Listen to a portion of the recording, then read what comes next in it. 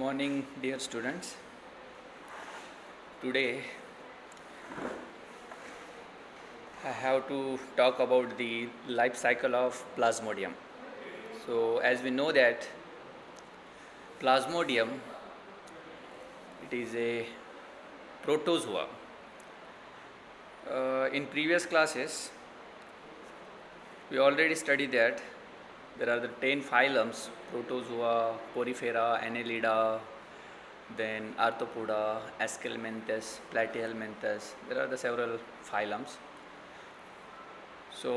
उन फाइलम में से एक जो फाइलम है वो है प्रोटोजोआ.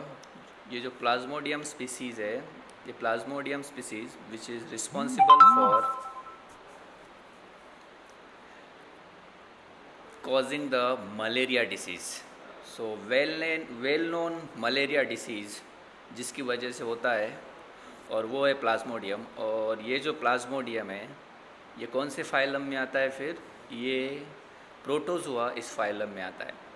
अगर हम इस प्लाज्मोडियम का क्लासिफिकेशन देखते हैं तो इस तरह से आपको दिखाई देगा क्लासिफिकेशन. फाइलम प्रोटोजोआ में आएगा ये. इसका जो सब फाइलम है वो स्पोरोजोआ होगा. जो क्लास है वो टिलोस्पोरा होगा. सब class कोसीडिया, order eucoccidia, sub order haemosporidia, family plasmodiidae and genus Plasmodium. So this is the classification of Plasmodium. So सबसे इम्पॉर्टेंट बात है तो इसका जो क्लास या सब फाइलम हम कह रहे हैं वो होता है स्पोरोजोआ. तो स्पोरोजोआ में जितने भी ऑर्गेनिजम्स आएंगे वो सभी के सभी पैरासाइट्स होंगे. सभी के सभी कैसे होते हैं? Parasites. Means the organisms which belongs to the sporozoa class that all are these parasites.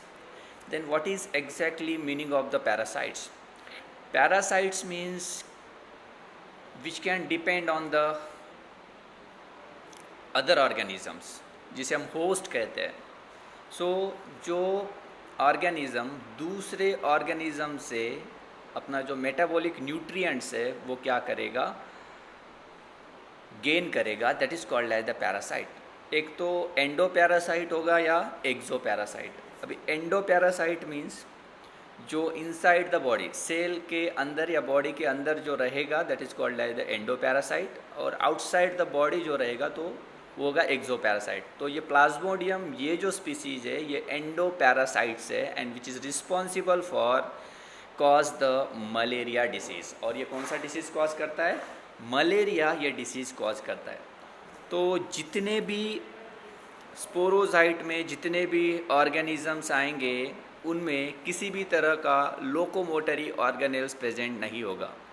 So locomotion करने के लिए जैसे सिलिया, फ्लैजेला या सूडोपोडियम इस तरह के स्ट्रक्चर इसमें क्या होते हैं? एब्सेंट होते हैं. तो वो किस तरह से लोकोमोट करेंगे? फिर in the form with the help of water current, और जो भी ब्लड के अंदर जब जाएगा ब्लड के करंट के थ्रू वो क्या करेगा? फिर वो लोकोमोशन करेगा.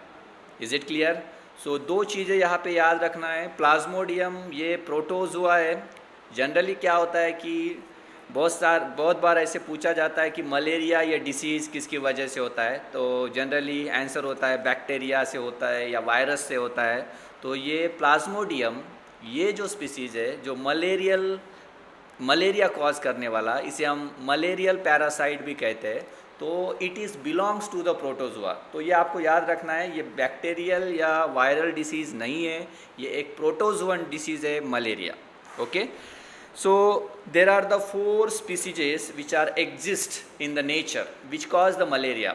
तो 4 मलेरिया प्लाज्मोडियम के 4 स्पीसीज है जो मलेरिया क्या करता है? कॉज करता है. तो कौन कौन से मलेरिया के 4 स्पीसीज है? एक है प्लाज्मोडियम विवैक्स, दूसरा है प्लाज्मोडियम फैल्सिफेरम, तीसरा है प्लाज्मोडियम ओउले और फोर्थ वन है प्लाज्मोडियम मलेरिया. सो इनका जो लाइफ साइकिल है नियर अबाउट सभी का सेम है. थोड़ा सा माइनर वेरिएशन है, लेकिन मोस्ट ऑफ द जो डेडली मलेरिया कॉज होता है वो होता है प्लाज्मोडियम फैल्सिफेरम की वजह से. ओके। सो सबसे ज़्यादा परसेंटेज जो मलेरिया होता है वो प्लाज्मोडियम विवैक्स और प्लाज्मोडियम फैल्सीपेरम के वजह से होता है। तो उनके लाइफ साइकिल में 2 स्टेजेस होते हैं या 2 फेजेस होते हैं। तो ये जो 2 स्टेजेस है, एक होता है सेक्सुअल फेज और दूसरा होता है asexual phase. So it requires the 2 host. तो यहाँ पर उन्हें 2 होस्ट लगेंगे। अगर किसी ऑर्गेनिज्म को अपनी लाइफ साइकिल कंप्लीट करने के लिए 2 होस्ट की ज़रूरत होती है, that is called as the digenetic और डाइजेनिक होस्ट। तो उसे क्या कहेंगे हम? डाइजेनिक और डाइजेनेटिक कहेंगे। अगर एक ही सिंगल ऑर्गेनिज्म में अगर उसका लाइफ साइकिल कंप्लीट होता है, so that is called as the monogenic. अगर उस स्पीसीज को अपनी लाइफ साइकिल कंप्लीट करने के लिए 2 अलग अलग डिफरेंट ऑर्गेनिज्म रिक्वायर्ड है, that is called as the digenic. तो Plasmodium it required the digenic. Digenic means 2 different animals लगेंगे उसे अपनी लाइफ साइकिल क्या करने के लिए, कंप्लीट करने के लिए। तो अगर हम ये 2 डिफरेंट ऑर्गेनिजम्स कौन से है जिसमें इस प्लाज्मोडियम का लाइफ साइकिल कंप्लीट होता है, तो एक होगा ह्यूमन बींग्स जहाँ पर असेक्सुअल फेज कंप्लीट होगा इस प्लाज्मोडियम का, और दूसरा होगा कौन सा, that is the female anopheles mosquito. So female anopheles mosquito actually it is the primary host जहाँ पर सेक्सुअल फेज होगा, और दूसरा जो सेकेंडरी होस्ट है वो है ह्यूमन बींग जहाँ पर असेक्सुअल फेज या असेक्सुअल साइकिल क्या होगा, कंप्लीट होगा। Are you getting? तो आपको समझ में आ रहा है? सो प्लाज्मोडियम के लिए लाइफ साइकिल कंप्लीट करने के लिए 2 फेजेस की ज़रूरत होती है, 2 होस्ट की ज़रूरत होती है। एक है फीमेल एनाफिलस मॉस्किटो और दूसरा है human beings. So female anopheles mosquito ही क्यों, मेल एनाफिलस मॉस्किटो क्यों नहीं? सो फीमेल एनाफिलस मॉस्किटो जो होता है वो कैसे होता है, फिर सैंगिवोरस होता है, मीन्स वो ब्लड सक करता है। उसका जो प्रोबोसिस होता है फीमेल एनाफिलस मॉस्किटो का बहुत ही स्टाउट होता है और बहुत ही लॉन्ग होता है, जिसकी वजह से वो क्या कर सकता है, ब्लड सक कर सकता है। लेकिन जो मेल एनाफिलस मॉस्किटो है वो हर्बीवोरस होता है, which is feeds on the nectar, या जो भी फ्लावरिंग प्लांट्स के या जो प्लांट्स के जो नेक्टार वगैरह होंगे उस पे वो फीड करके अपना लाइफ क्या करता है, सर्वाइव करता है। तो उसकी वजह से male anopheles mosquito it is not responsible for the causing of the malaria disease. Are you getting here? तो यहाँ तक आपको समझ में आ गया। तो सिर्फ फीमेल एनाफिलस मॉस्किटो की वजह से ही क्यों मलेरिया होता है, मेल एनाफिलस मॉस्किटो की वजह से क्यों नहीं होता? तो पहला रीज़न है उसका जो प्रोबोसिस है that is adapted for the piercing और सकिंग ऑफ द क्या कहेंगे हम, blood. Is it clear? So ये 4 स्पीसीज याद रखिए, Plasmodium malariae, Plasmodium vivax, Plasmodium falciparum and Plasmodium ovale. So सबसे जो डेंजर यानी जो ब्रेन मलेरिया जिसे हम कहते हैं वो होता है प्लाज्मोडियम फैल्सीफेरम की वजह से। Okay, so this is about the introductory part of the क्या कहेंगे हम, दिस प्लाज्मोडियम। अगर हमें इस टॉपिक में क्या स्टडी करना है, जनरली प्लाज्मोडियम या ट्रिपैनोसोमा इस यूनिट में 2 ही ऐसे पोर्शन है जहाँ से वो क्वेश्चन पूछे जा सकते हैं। एक तो प्लाज्मोडियम है और दूसरा है ट्रिपैनोसोमा। एक तो प्लाज्मोडियम का लाइफ साइकिल या स्ट्रक्चर पूछेगा या ट्रिपैनोसोमा का लाइफ साइकिल या स्ट्रक्चर पूछेगा। सो यू हैव टू ये जो 2 स्पीसीज है, इन 2 स्पीसीज के बारे में तुम्हें डिटेल क्या करना है, पढ़ना है। Is it clear? ओके, अगर हम प्लाज्मोडियम के स्टेजेस देखते हैं तो प्लाज्मोडियम ये तो क्या है, जो मलेरियल पैरासाइट है, लेकिन जब ये सेक्सुअल फेज और असेक्सुअल फेज में जाएगा उसके बहुत सारे फॉर्म तैयार होंगे। Okay, sporozoite, merozoite, cryptozoite, there are the several stages of this Plasmodium while going through the sexual and asexual phase.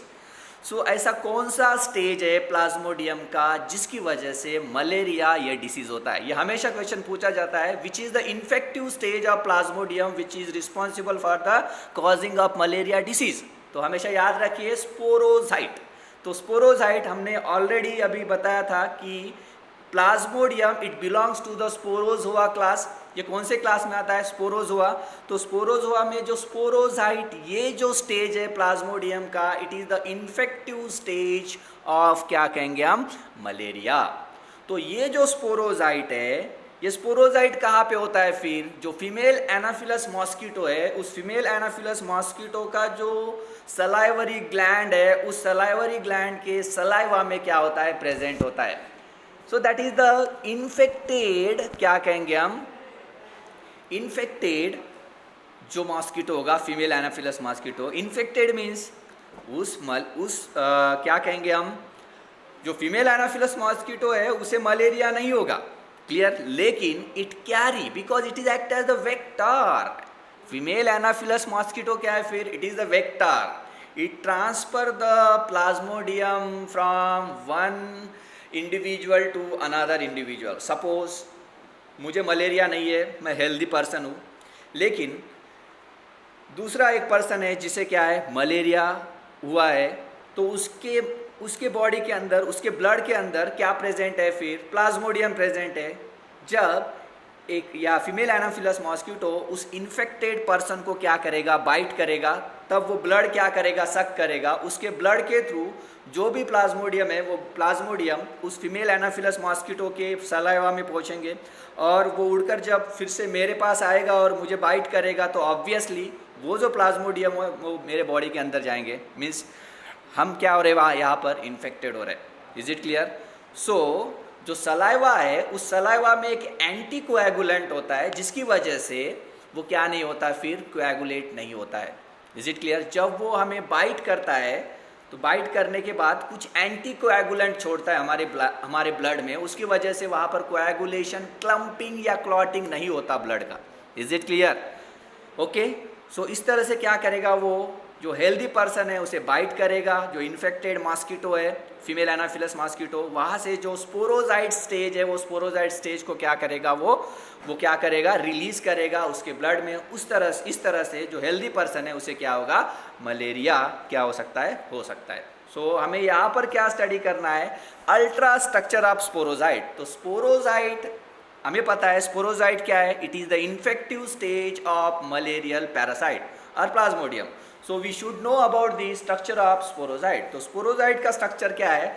आप यहाँ पर स्क्रीन पर देख रहे हो कि स्पोरोजाइट का स्ट्रक्चर हमने यहाँ पे स्क्रीन पे आपको दिखा रहे हैं, देखिए। So this is the structure of sporozoite stage of malaria. तो स्पोरोजाइट में क्या क्या प्रेजेंट होते हैं? देखिए यहाँ पर, देखिए हम यहाँ पे आपको दिखा रहे हैं, this is the pellicle.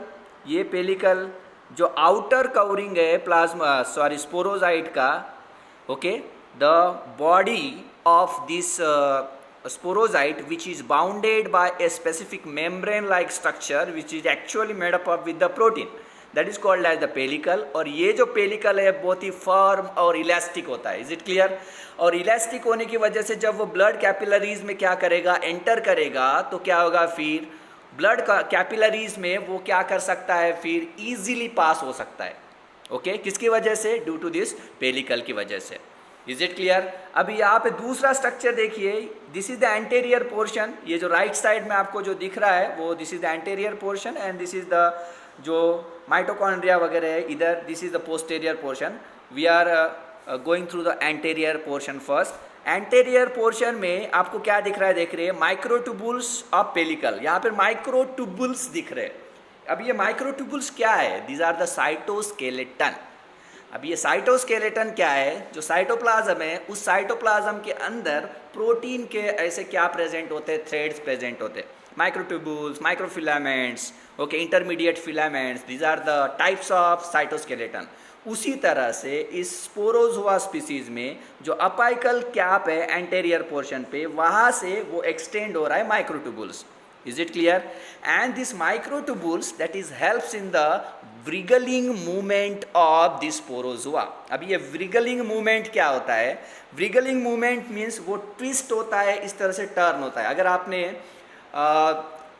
Earthworm का मूवमेंट देखा होगा, अर्थवर्म पता है आपको, जो फेरेटिमा पोस्टुमा कहते हैं इसे, ओके। तो ये जो अर्थवर्म है उसका जो मूवमेंट है ये इस तरह से होता है, that is called as the wiggling movement. और ये विगलिंग मूवमेंट किसकी वजह से हो रहा है? This wiggling movement is due to the microtubules की वजह से हो रहा है। किसकी वजह से हो रहा है? माइक्रोट्यूबुल्स। उसके बाद देखिए this is the apical cap, ये क्या है, अपाइकल कैप है। जो एंटेरियर पोर्शन है उस एंटेरियर पोर्शन का जो कप लाइक स्ट्रक्चर आपको दिख रहा है that is called as the apical cap. और उस अपाइकल कैप से आपको कुछ ऐसे दो थ्रेड लाइक स्ट्रक्चर यहाँ पे दिख रहे हैं, टू ओके, एक वाइट कलर का और एक ब्लैक कलर का, that is called as the rhoptries paired organelles, that is the secretory organelles. तो उसमें लाइटिक एंजाइम होता है, प्रोटियोलाइटिक एंजाइम होता है। तो जब हमारे बॉडी के अंदर वो क्या करेगा, एंटर करेगा हमारे बॉडी के सेल से पेनिट्रेट करने के लिए, वहाँ से कुछ एंजाइम रिलीज होगा उस रोप्ट्राइज से, जिसकी वजह से वो इजीली क्या कर सकता है, पेनिट्रेट कर सकता है। इसके अलावा इस स्पोरोजाइट में कौन कौन से different types of cell organelle present है, एक है वेसिकुलर न्यूक्लियस, यहाँ पे इसके साइटोप्लाज्म में न्यूक्लियस प्रेजेंट है, देन माइटोकॉन्ड्रिया प्रेजेंट है, देन गोल्गी बॉडीज प्रेजेंट है, देन कन्वोलेटेड ट्यूबुल्स प्रेजेंट है। This is the actually structure of the क्या कहेंगे हम, sporozoite. So you have to remember what is the remember in this topics, structure of sporozoite. Sporozoite में चार चीज़ें याद रखिए। जो आउटर कवरिंग होता है उसे हम पेलिकल कहते हैं, जो किसके लिए जरूरी होता है, for the easily pass through the blood capillaries में इजीली पास होने के लिए। दूसरा है अपाइकल कैप, उस अपाइकल कैप से माइक्रोट्यूबुल निकलता है जो व्रिगलिंग मूवमेंट के लिए होता है। तीसरा है रोप्ट्राइज, जो किसके लिए, रोप्ट्राइज किसके लिए यूज़ होता है, उसमें प्रोटियोलाइटिक एंजाइम होता है, जब वो बॉडी के क्या करने के लिए, पेनिट्रेट करने के लिए क्या होता है, यूज़ होता है। और बाकी के दूसरे सेल ऑर्गेनेल प्रेजेंट होते हैं, जैसे न्यूक्लियस है, माइटोकॉन्ड्रिया है, गोल्गी बॉडीज है एंड कन्वोलेटेड ट्यूबुल्स है। So this is the structure of क्या कहेंगे हम, स्पोरोजाइट्स। सो यहाँ पे हम क्या करते हैं, स्टॉप करते हैं। देन लाइफ साइकिल जो है प्लाज्मोडियम का, वो प्लाज्मोडियम का नेक्स्ट क्लास में हम क्या करते हैं, डिस्कस करते हैं। Okay, thank you.